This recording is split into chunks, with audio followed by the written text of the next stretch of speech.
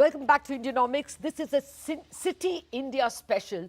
I've been speaking to the brains trust of Citi India, the head of markets, Aditya Bagree, and the head of equities, Surendra Goyal, on their upcoming Citi India conference and all the important themes that they will be discussing there. Thank you very much, Aditya and Surendra, for dropping into our studios in the first place and for your patience. Okay, Aditya, you said that you see Indian bond yields going to 6.8, but can the Fed spoil the picture? Quarter after quarter, the growth over there is better than what the economists forecast, and better by like 1 percentage point, much like our country. So do you think the Fed moves can be pushed out into 2024? It's a very good question, Latha. I mean, I think the question that everyone is asking, whether US is going to be able to achieve a soft landing, or whether it is, that is good for rephrasing the question, yes. Right, or whether it is going to be a hard landing. To be fair, I agree. I think the recent data has been stronger than what the market was expecting, but we think you will start seeing some cool off on the data going forward. From the Fed, the inflation number that Fed normally focuses on is core PCE, right, which has gone down all the way to 1.9%, has come up to around 2.5%. I think it does give room to Fed because the real rate, even comparing 2.5% inflation, is 300 basis points, which is quite high. But I think the number that they will be focused on is more employment or non-farm payroll, right? So if that starts cooling down and if that leads to growth coming off, I think Fed will get some room to start cutting rates. Okay. Even if you look at from a markets perspective, right? I mean, if you look at the last Fed dot plot, I mean, they had projected only about 75 basis points of rate cut. The markets was actually projecting a lot more, but they have readjusted, and now market is pricing in only about 100 basis points of rate cut this year. So not a big difference. Yeah, at the most, the disappointment may be another 25. Exactly. But Aditya, what are the chances that the yield, the 10-year yield doesn't oblige? Because the fiscal deficit, if you extrapolate from the October, November, December quarter, is still very high in the US. The issue of treasuries may still be very big. So how do you see the US 10-year behaving? And if it goes towards the 4.2 or 4.5 mark, even then our yields can fall? See, I don't think that's our base case scenario. I mean, and we have seen some of the correction already happen, right? The 10-year yield went up all the way to 4.4. Yes. Now it's come back down to 4.2. Our base case is it will come back down to around 3.9 kind of a level. We also think from a reaction perspective, markets will react more favorably to softer data than to more hawkish data going forward.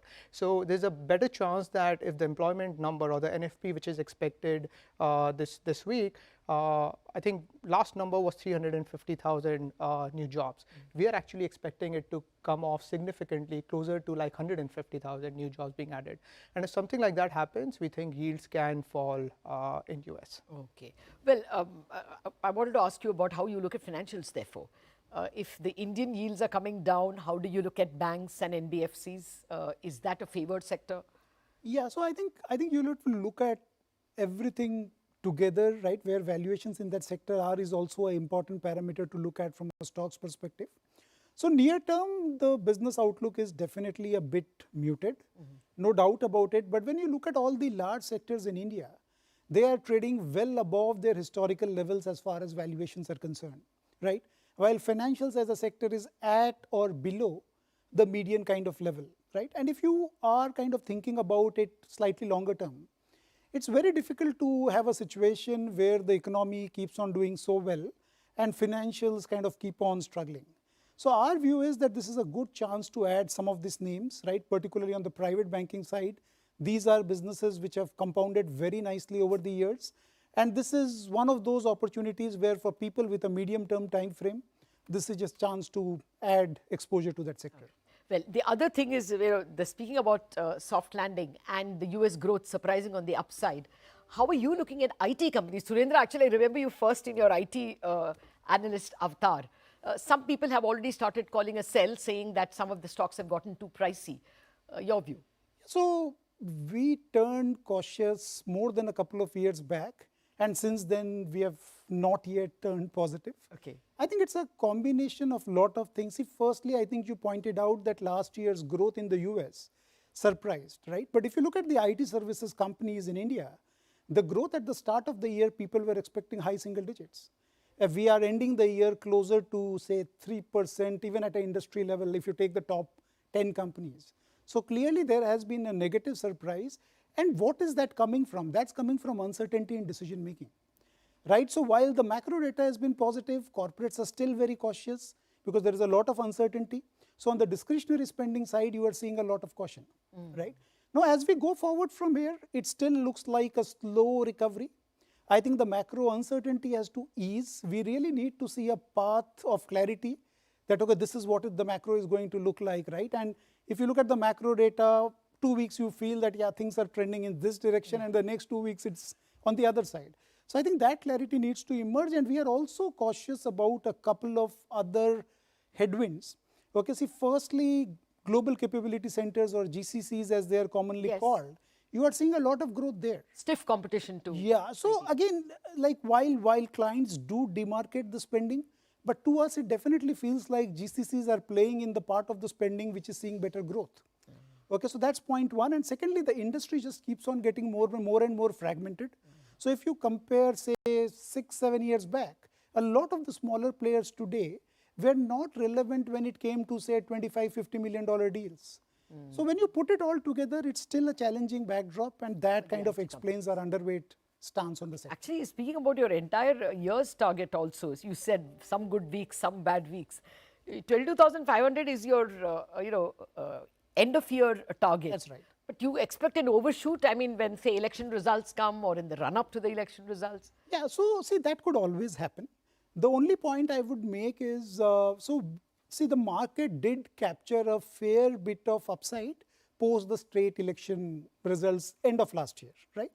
Today, where we sit, everything is looking quite decent, be it the economic growth, earnings growth, financialization difficult to find of a savings. negative picture. The only thing I would still be careful about is the valuations are also pricing in a lot of these positives, right? When you look at market at 20 times earnings at a 90% premium to other emerging markets, then you really want to see at least either earnings surprising on the upside, or else if you just think about it, right, since the start of this year, the market is up 2%, right, despite all the positives. Right. So you could just have a period of consolidation, and then people get more comfortable. We could easily go through that phase. Okay. So that's how we are really thinking about. What kind of earnings growth are you expecting in FY25 itself? Yeah, 25 is more in the range of 14%. Actually, 25, 26, if you take those 2 years, we are in the 13-14% kind of CAGR band, which is pretty healthy going by the past standards. Oh yes, the past decade, we were at high single digit or thereabouts, right? So in that context, it's still very healthy. But it feels like that valuations are at the higher end and they need to moderate a little bit for better entry points. Okay. And again, so our view is that firstly, buy any dips. And secondly, there are opportunities in a market where at a headline level, there may not be a lot of upside. So that's how we certainly, as you pointed out in the private banks, where you said that you will buy the dip. Well, a final question to you. I know we get carried away in equity markets.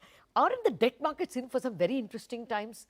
I mean, if so much of foreign money comes in, some 40 billion or 30 billion, there will be more hedging activity. The Reserve Bank also is pushing banks, away from, relaxed views into, accounting standards where they have to hedge more. So do you think the debt market has a lot of legs to run in terms of volume, sophistication? I think it's already happening, Latha. To be fair, I think the debt markets in India, if you look at the spreads at which the bid-offer spreads at the trade, I think it's one of the tightest in the world, right? So from a liquidity perspective, I actually find Indian debt markets to be decently liquid. And I agree, I think with more foreign money and foreign interest starts coming in, we normally see that there are certain on-the-run bonds that tends to perform very well, while the other off-the-run bonds stop trading after some time, right? But with all of them getting included in the FAR bonds, and there will be continuous interest from foreign investors to keep buying these bonds as they rebalance, right? So we definitely see a lot more liquidity in the market at the back of it. Also, I think the domestic institutional investors have kept getting larger and larger, Yes, right? insurance, pension. Exactly, right? I mean, so earlier, I think a large part of the total government bond issuance was subscribed by banks, and they used to hold it as part of their SLR portfolio. But we actually see insurance and pensions becoming a big part of the total market and taking up a lot of duration, especially the 30, 40, 50-year bonds. That all shows how the bond market has been developing. So I actually see one way for the bond markets to go from here. That's very important even for the lay investor. Debt mutual funds went into a dip when the tax advantage was taken away.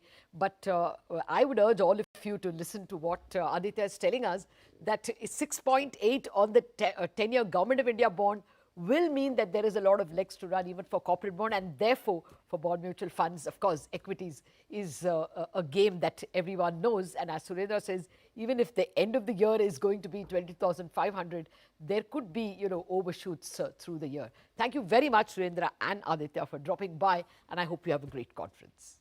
Thank you, Latha. Thank you.